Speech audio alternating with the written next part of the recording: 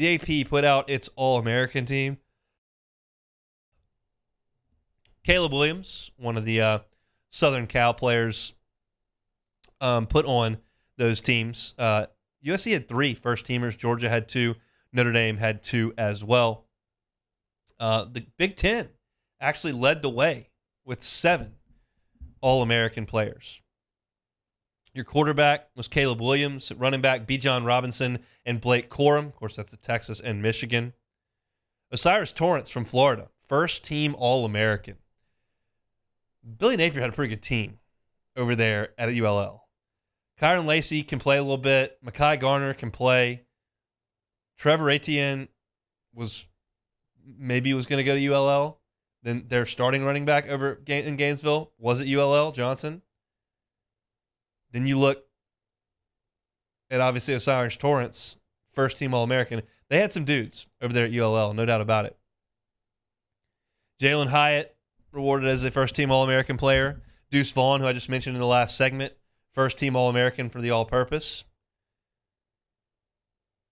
You look at the defense, Will Anderson was on the first team. Jalen Carter, who LSU fans got real acquainted with 2 weeks ago, first team. Look at the second team, well-deserved for Max Duggan, fourth-year player out of TCU at quarterback. Brock Bowers, second team. Notre Dame's Michael Mayer was first team at tight end. But nobody from LSU on that first or second team. Flip over to the third team. And Mekhi Wingo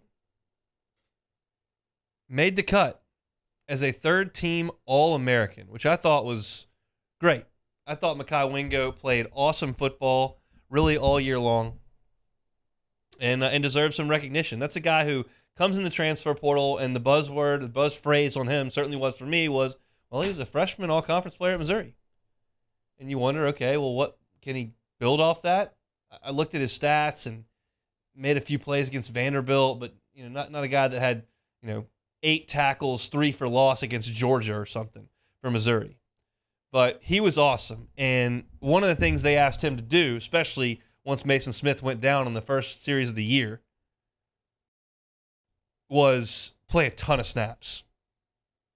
And he and Jaquelin Roy were so durable, so present, and really so productive for the vast majority of the year. I hope that they got tired against A&M and Georgia, because teams did not run the football like that all year on LSU.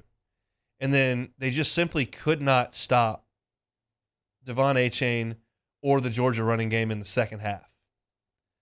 But when you look at things in totality for the entirety of the year, I think Mekhi Wingo certainly was worthy of some recognition. So for him to be a third-team All-American, I think is an awesome, awesome honor for him. And he comes back to Baton Rouge next year as kind of an anchor down there with Mason Smith. We'll see what Jaquelin Roy decides he wants to do.